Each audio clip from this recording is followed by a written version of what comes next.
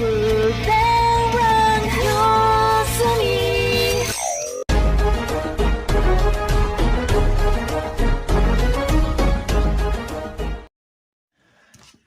back, everybody. This is Stackz Gaming with an update. Who do we got? What do we got? So this is Teddy. I'm gonna for One Piece. I'm actually playing the Crocodile, the blue Crocodile, not the blue purple, just plain blue. So this is my leader, and found it to be pretty fun. So his basically ability is on the main, once per turn, I return 4 Dawn from the cost area to the deck, and then I can return 1 character with cost 5 or less to the owner's hand. So that means I can return something of mine or something of theirs. Very useful if you know how to use it properly. And with blue, it seems to be a lot of control. So what I did is I literally got 2 structures, 2 of the Crocodile structures, and I put them together. And this is my deck. This is what I came up with after doing a little bit of research, looking up some deck profiles. I might update it again once I'm able to pick up some of the cards from the Romance Dawn set. But for now, since this is just 2 structures, this is what I was able to come up with. I do run 4 of the Law. He's a 1-drop, 1K, but he's a blocker. And blockers are amazing, especially in such a limited environment, which is, for me, is basically just 2 structures. I do run 4 Jinbei. He doesn't have an ability, but he has a 2-drop for 4. And he does have a counter of 1,000, so it helps. Even late games you draw him, you still have a 1,000 counter. I cut him down from 4 to 2, but I still think he's very useful. Bartholomew Kuma. He's a 2-drop for 3, but on play, I get to look at the top 3 cards of my deck and arrange them in any order, on top or bottom of deck. So he's good, but he's not a 4 of. I don't like him at 4 because then if I play 1 and I look at 3 and the other 3 are there, I'm just have to put them to the bottom. Also, again, keep going on. For the 3-drops, I am playing 3 of the Weevil. He's a 3-drop for 5k, which is good, even though he has no ability, but he also does have a counter for 1,000. So I'm gonna try to protect my leader as much as I can. That's also another reason I cut the Kumas, because even though he's a 2-drop, he doesn't have a counter. You gotta stay in the game, son!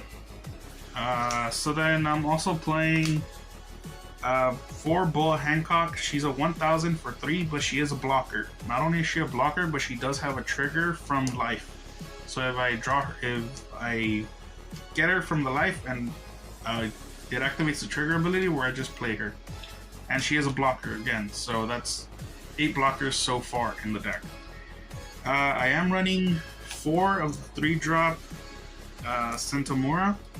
So I really like her because even she's a 3 for 4, but again, she has a Dawn X1, so if I attach a Dawn to her, I could activate her ability in the main phase once per turn, which is rest 2 of my Dawn in my cost area to summon out a level 4 Pacifista from the deck. So it helps swarm the field. Not only that, but even if you have her in hand and you don't want to activate the ability, she does have a counter.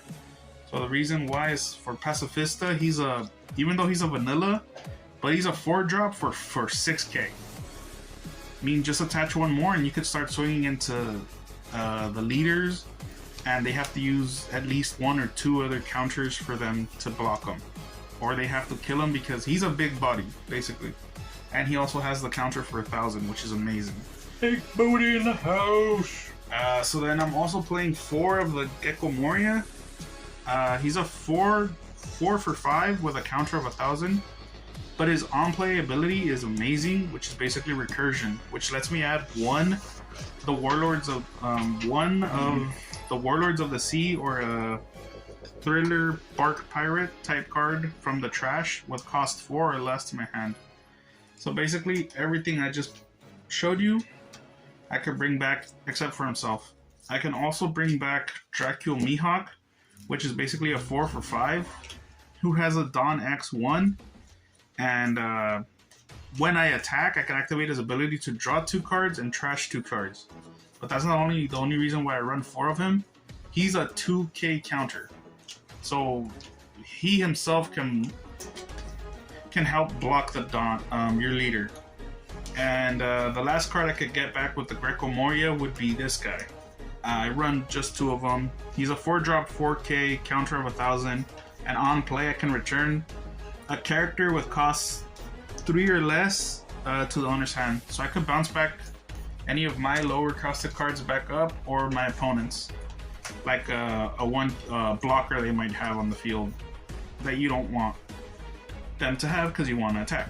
I also run 4 of the 5-drop Crocodile because he is a blocker as well. So he's a 6k blocker. And then, so since he is a 7 Warlord pirate, and his ability is also, if I attach a Dawn, once I block, I can place 1 character with cost 2 or less into the bottom of the owner's deck. So I could return something of theirs that's 2 or less, a blocker of theirs that's 2 or less, into the bottom of the deck, or I could return one of my creatures that I have on the board to the bottom of my deck. And again, he's a blocker, so that's 12 blockers already. And for the last of my characters, I am running 3 of the 7-drop Don Quixote Don Flamingo. Not only is he a 7-drop for 7k, 7k for 7-drop, but on play, return 1 character with cost 7 or less to the owner's hand. So I can help myself by bouncing something back up, or bounce something on my opponent's side, and being able to swing in harder for game. So that's it basically for the characters. I do run some event cards. I think I only run like 7. And they are 4 of the 2-drop Love Love Mellow. So it's a counter card. Your leader, or one of my characters, gets plus 4,000 power during the battle. And then I draw a card if I only have 3 cards or less in my hand. So if I have 3, when I play this, if I have 3 cards, not only does my leader or character get 4,000, but I also get to draw a card. And then I am only running 3 of the 4-drop Sables. It has a trigger ability, which is amazing because I get to activate it if I draw it from life. But also during the main, I can return 1 character with cost 7 or less to the owner's hand. So either bounce my own or my opponent's. And again, this deck really does revolve around disrupting.